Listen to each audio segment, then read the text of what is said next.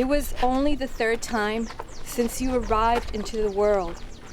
The year Hope, a dark blue and red emblem, seemed to mark a crossroad, that I felt my voice splinter. And my son, I had to hold your head close and breathe in your hair to evoke the desert. Our home, our shared birthplace, our shared homeland, la frontera, my comfort against the hate that grasped at an era of imagined redemption. I heed my mentor's warning, history does not repeat itself exactly.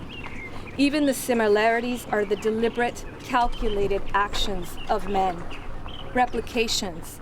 Their plans stirred fears held about our home, a space they think wide open to our people, interlopers always, and not the fence jutting or the heat or the river claiming and giving. We are here when blame needs placing. My son, your Ita, returned the year I was born, and the U.S. seemed less a specter that deported your great-great-aunt when she dared to say her children deserved a better school. I want you to know our continual presence, our rootedness, our belonging, our place in this land's history is a threat to an invented color line. The they who chanted and chanted for a wall want to clearly reestablish this line, that even men, these men who always want something from us, our land, our labor, even our absence, promised. You can count the days you witnessed tears. The women who raised me taught me strength and arms wrapped tight to close away vulnerabilities that I resented but understand now as a necessity to believe I can keep you safe. A feeling that you, my son, equate with our home's mountains that limits every storm's reach. That I echo in my embrace so you may feel it wherever we go, so we may carry home everywhere along la frontera.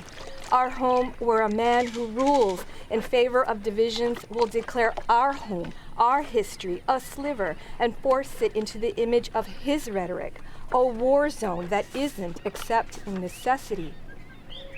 I remember also that on that day, I saw a young man on campus clad in bright red and blue, covered in the slogan of what will be made great again. Gleefully, as if some match had just been won, and my son, I wanted to hug him, this boy, someone else's son, against what he doesn't know is coming. From those who chant wall, wall, wall, from those who whispered it wistfully to themselves, so their one friend of color wouldn't judge them. Openly from those who recognized the slogan's danger, but my son, they voted for an imagined past anyway. Because like a beast, diseased and eating its own tentacles, they would rather destroy themselves than finally accept us.